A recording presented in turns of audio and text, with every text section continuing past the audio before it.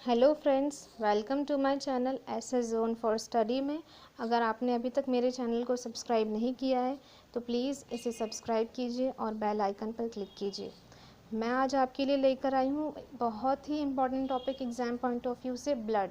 इससे बहुत सारे क्वेश्चंस पूछे गए हैं, तो देखते हैं ब्लड क्या है। ब्लड हमारी बॉडी में बहुत ही क्रूशियल रोल प्ले करता है। कैसे? क्योंकि ये हमारी बॉडी के हर एक पार्ट में प्रेजेंट होता है, फ्रॉम हेड टू टो।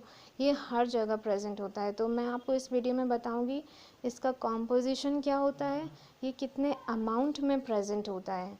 इसमें आरबीसीज, डब्ल्यूबीसीज, प्लेटलेट्स, ये सब डिस्कस करेंगे वन बाय वन। तो देखते हैं सबसे पहले ब्लड को और क्या कहा जाता है। ब्लड है क्या?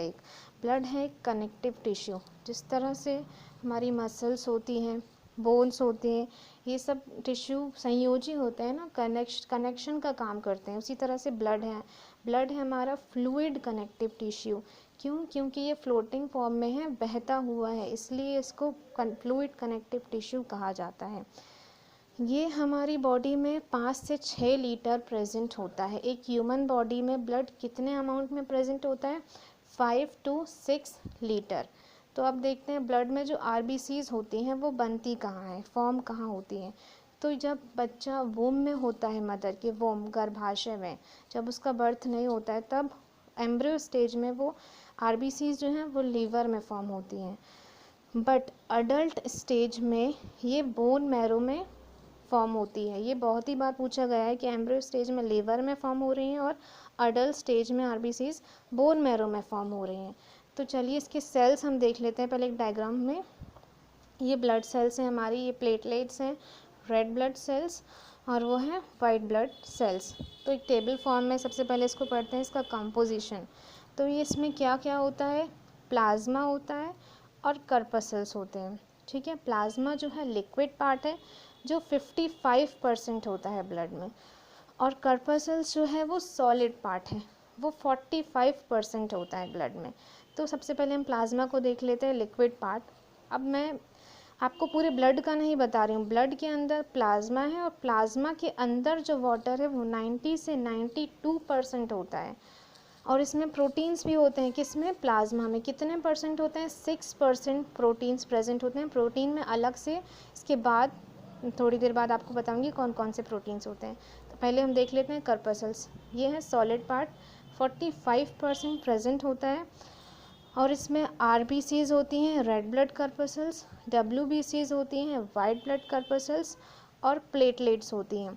मैं आपको एक के बाद एक डीपली स्टडी करवाऊंगी। ठीक है, तो पहले हमने क्या पढ़ा? सबसे पहले ब्लड पढ़ा, उसमें प्लाज्मा और कर्पसल्स होते हैं। प्लाज्मा में वाटर और प्रोटीन होता है। तो प्रोटीन कौन कौन से होते हैं प्लाज्मा में, वो देखेंगे हम। तो प्लाज्मा में 3 प्रोटीन्स मेनली होते हैं, फाइब्रिन, थ्रोम्बिन और प्रोथ्रोम्बिन।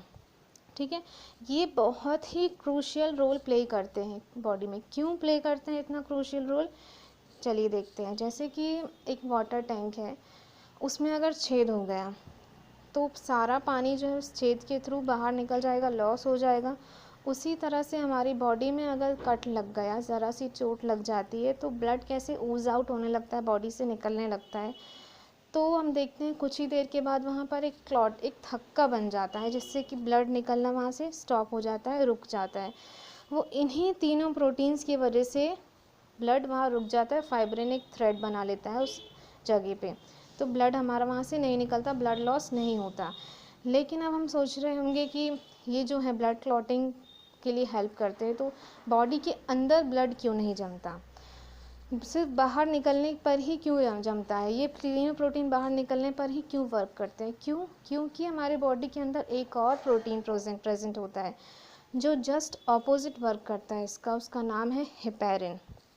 हेपेरिन जो प्रोटीन है वो ये तीनों के प्रोटीन के जस्ट ऑपोजिट वर्क करेगा, और हमारी बॉडी में जब अंदर ब्लड होता है तब उसका थक्का नहीं जमने देता, उसको क्लॉट नहीं होने देगा। सिर्फ बाहर निकलेगा तभी ये तीन प्रोटीन वर्क करके उसका थक्का जमाएंगे। अदरवाइज हेपेरिन जो है वो रक्त का थक्का नहीं जमने देगा।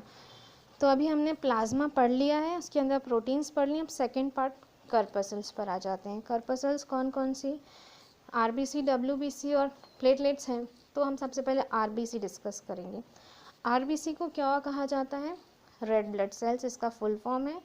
और इसका एक और नाम है बायोलॉजिकल नेम, एराइथ्रोसाइट। एराइथ्रोवाइट वर्ड कहीं पे भी आए इसका मतलब है आरबीसी, और साइट का मतलब होता है सेल। तो इसका एक और नाम है एराइथ्रोसाइट। अब ये देखिए बहुत ही इंपॉर्टेंट है, इन्यूक्लिएटेड होती हैं। जो आरबीसीज होती हैं वो उनमें न्यूक्लियस नहीं होता, ठीक है। क्यों नहीं होता? क्योंकि उनमें सेल डिवीजन नहीं होता। मैमल्स की आरबीसीज में जो आरबीसीज उनमें न्यूक्लियस नहीं होता, वो इन्यूक्लिएटेड होती हैं। बट इसके एक्सेप्शन देखिए, कैमल और लामा जो है एनिमल, उनमें जो है वो न्यूक्लियस प्रेजेंट होता है। और आरबीसी में क्या होता है? हीमोग्लोबिन भी होता है। हीमोग्लोबिन जो है वो रिस्पॉन्सिबल है ब्लड के रेड कलर के लिए। और हीमोग्लोबिन में क्या प्रेजेंट होता है? आयरन प्रेजेंट होता है। तो एक आरबीसी में 270 मिलियन हीमोग्लोबिन प्रेजेंट होता है। आरबीसी का मेन फंक्शन क्या है? आरबीसी का मेन फंक्शन है exchange of oxygen and carbon dioxide, ठीक है। एक और चीज़ नहीं बताई मैंने, जो ब्लड होता है, ऑक्टोपस का ब्लड जो होता है वो ब्लू होता है और कॉकरोच का येलो। ऑक्टोपस का ब्लू क्यों? क्योंकि इसमें हीमोसाइनिन प्रेजेंट होता है। एक और चीज़, आरबीसी की लाइफ स्पैन होती है 120 डेज़। आरबीसी जो है बोन मैरो से निकलकर 120 डेज़ रहती हैं, उसके बाद इनकी डेथ हो जाती है। डेथ कहाँ होगी? स्प्लीन में होगी। स्प्लीन को और क्या कहा जाता है? Graveyard of RBC. आरबीसी का कब्रिस्तान। स्प्लीन क्या है? प्लीहा है। इससे बहुत बार क्वेश्चन पूछा गया है, ठीक है। स्प्लीन क्या है? Graveyard of RBC. तो अभी हमने सिर्फ आरबीसी पढ़ा, डब्ल्यूबीसी और प्लेटलेट्स हमारी बची हुई हैं, वो मैं आगे की वीडियोस में लेकर आऊँगी। अगर आपको वीडियो पसंद आया हो तो please like, share and subscribe. Thank you for watching.